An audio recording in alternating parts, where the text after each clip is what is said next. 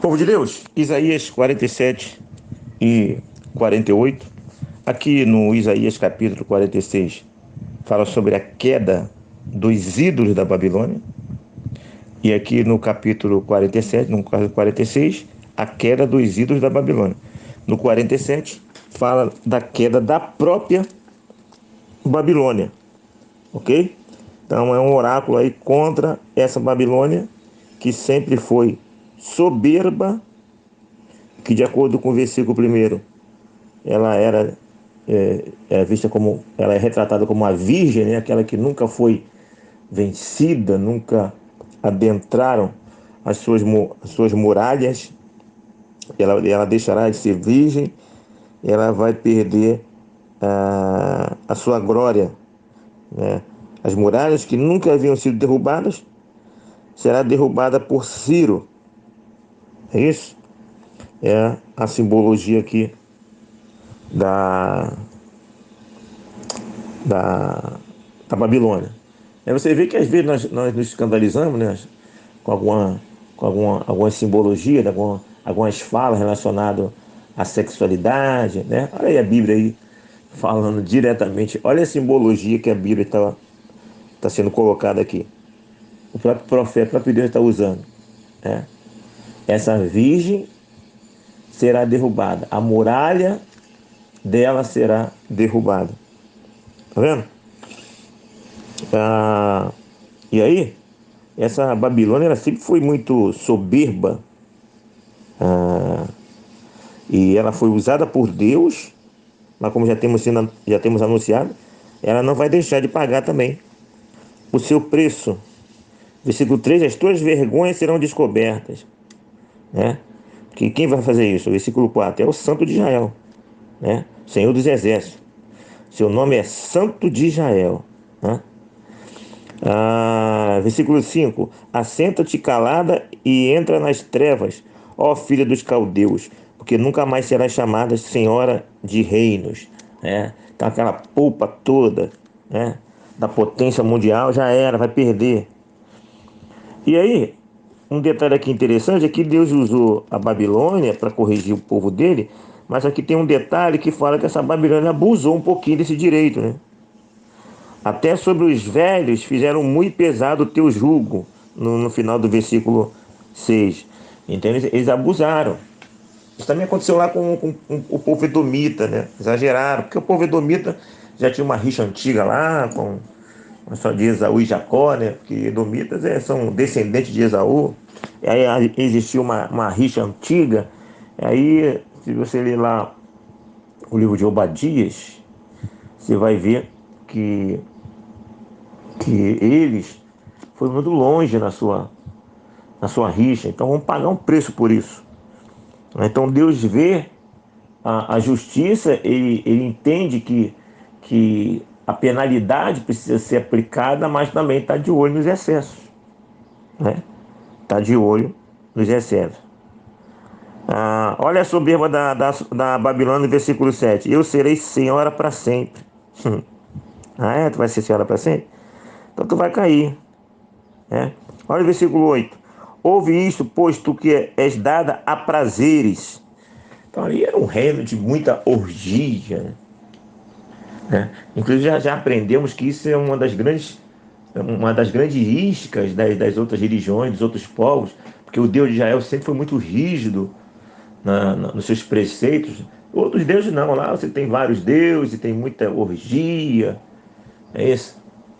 E na Babilônia, Babilônia é símbolo da mais, é, é, mais de todo tipo de prazeres sexuais, né? Ela valorizava essas coisas, né? De todos os tipos, todas as maneiras, né? Seja hétero, homoafetivo, o nome que quiser, que queira dar.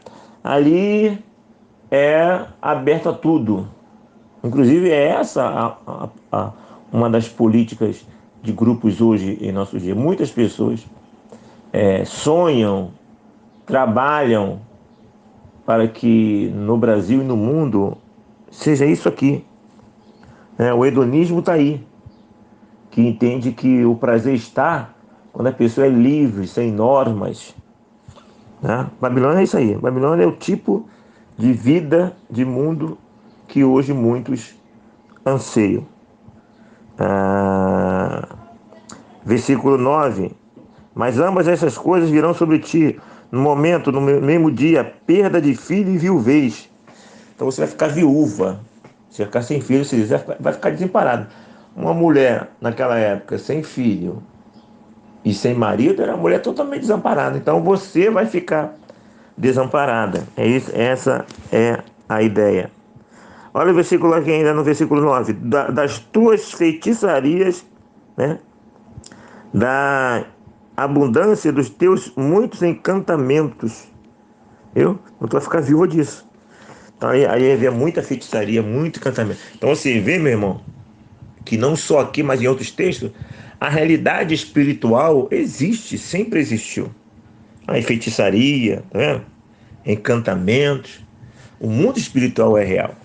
E esses espíritos, né, que faziam essas feitiçarias, que traziam conhecimento no versículo 10, eles sempre existiram e nós já aprendemos lá do Egito, né, quando as 10 pragas foram mandadas, e houve também sinais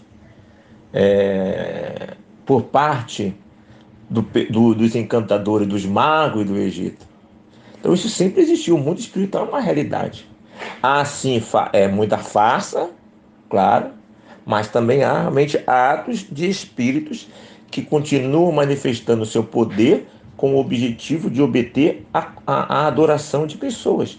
Afinal de contas, essas entidades religiosas que nós entendemos serem demônios, elas foram lançadas e expulsas do céu, mas não perderam seus objetivos de serem adorados, de terem seus adoradores. Então eles fazem também sinais para atrair pessoas a eles. Eles praticam benefício as pessoas que buscam essa entidade, porque a pessoa beneficiada por elas terá um vínculo de adoração. Assim como acontece no cristianismo. Por que nós não adoramos? Já falei aqui várias vezes, né? Não tem esse negócio de nós o adoramos. Eu adoro pelo que tu és. Não o adoro pelo que tu faz. Não, nós o adoramos porque ele faz. Porque se ele não fizer, nós não adoraríamos. Já falamos isso aqui em outros vídeos. Não tem esse negócio de adorar só porque ele é e não pelo que ele faz. Nós adoramos essencialmente pelo que ele fez, pelo que ele faz e pelo que ele fará. Senão não diria adoração. A diferença é que nós adoramos ao Deus verdadeiro, o Deus criador dos céus e da terra. Nós, nós só o conhecemos um pouquinho porque ele fez. Porque se ele não fizesse, nós nem o conheceríamos. Então, o que ele faz, olha, o que ele fez, vem antes do que ele é. Porque se ele não fizesse, repito, não teremos como o conhecer, ok? Então, para que nós possamos nos aproximarmos dele e o adorar, ele tem que fazer, ele teve que fazer, ele teve que se manifestar. Como é que um Deus tão glorioso vai se tornar conhecido sem ele fazer nada? Ele tem que se manifestar, ele tem que fazer. Então, essencialmente, o nosso relacionamento com ele é pelo que ele fez, é pelo que ele faz e é pelo que ele fará. Porque sem esses elementos não teria como ter relacionamento. Agora, o importante é ter o pacote todo, né? Fugir um pouquinho aqui da ideia do texto, mas é isso. Então, sempre as entidades sempre manifestaram. Só que quando Deus chama para o desafio, como nós vemos nos capítulos anteriores, ele chama por um desafio de se fazer a nível mundial, filho. Não a nível local. De se falar de algo do futuro, mas um futuro distante. Essas mágicas, esses feitos aí locais, né, que são grandiosos, mas são grandiosos dentro de uma realidade local, você pode até fazer. Mas quem é que faz no mundo inteiro e que prediz para anos e anos? Sou eu, o Senhor, o Santo de Israel. Essa é a diferença. E também eles só fazem porque Deus deixa fazer por algum propósito dele. É isso? Então, Babilônia, você vai cair com toda a tua ciência, com todos os seus encantamentos. Versículo 11: pelo que sobre ti virá mal que por encantamentos não saberá conjurar. Tal calamidade cairá sobre ti, da qual por expiação não te poderá livrar, porque sobre ti de repente virá tamanha desolação. Então observe que ele está falando aqui do Ciro, né? Os medos e os persas irão invadir e vão arrebentar. Aí ele está dizendo aqui, ó, não adianta, os teus encantadores, os teus adivinhadores não vão conseguir prever isso. Não vão conseguir livrar vocês disso. Quando vocês se derem conta, já era. Não tem encantamento aí, o que estou falando. No outro capítulo ele fala, né? Operando eu, quem impedirá? Então já estás, versículo 3, cansada com a tua multidão das tuas consultas. Levanta-te, pois, agora os que dissecam os céus e fitam os astros, os que a cada lua nova te predizem o que há de vir sobre ti. Então você não tem aí as pessoas que olham para o céu, que são os teus, naquela época, vamos dizer assim, o que você chama de astrônomos, astrólogos, né? Então manda eles olhar para o céu, manda eles decifrar o que vai acontecer. Manda eles tentarem fazer, ver se vai dar alguma coisa. Vai dar em nada, porque é eu que estou dizendo. Ok? Então, basicamente, esse é o capítulo 47, né? Os detalhes da destruição da Babilônia. Babilônia é essa, né?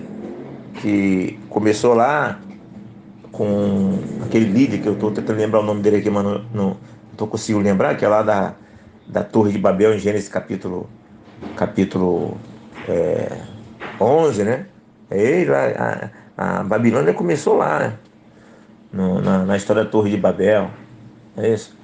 E durante toda a história, ela tem essa fama e o Apocalipse faz menção a ela. Então, Babilônia é símbolo de império, Babilônia é símbolo de orgia, de pecado, de idolatria. Babilônia é o caldeirão do mal. Tudo de ruim tem ali. Então, simbolicamente, esse tudo ruim vai cair para um novo tempo, um novo céu, uma nova terra, né? Essa é a ideia lá de Apocalipse. E no capítulo 48, nós temos então, mais uma vez, voltamos para a essência, basicamente, do livro, que é a repreensão ao povo de Israel, né? Jurai pelo nome do Senhor e confessai, ó Deus de Israel, mas não em verdade nem em justiça. Então, o povo de Israel, aí você observa que aqui já volta a falar um pouquinho aqui da expressão Israel, né? O normal é Judá, mas de vez em quando fala-se usa a nomenclatura antiga antes da divisão do reino. Então acontece muito isso também. Quando aconteceu a divisão do reino, a nomenclatura usada normal era Reino do Norte, Israel, Reino do Sul, Judá. Mas aqui, né, de vez em quando, essa divisão técnica não é usada, aí usa a expressão Israel. Não, pessoal que, como de lá no capítulo 1º, né? No capítulo 1º não, não sei se é o capítulo 1º mesmo. Esse povo me honra com os lábios, mas o seu coração está longe de mim. Então é a retratação aqui, é a repetição, a metodologia da repetição, né? Versículo 5: anunciai desde aquele tempo e te dei a conhecer antes que acontecesse, para que não dissesse o meu ídolo fez estas coisas, ou a minha imagem, escuta, tá vendo? Então, assim como eu faço com os outros povos, eu faço com vocês. Eu anunciei para vocês, eu detalhei para vocês, para que não haja mínima dúvida que foi eu que fiz e não os ídolos que vocês inventaram.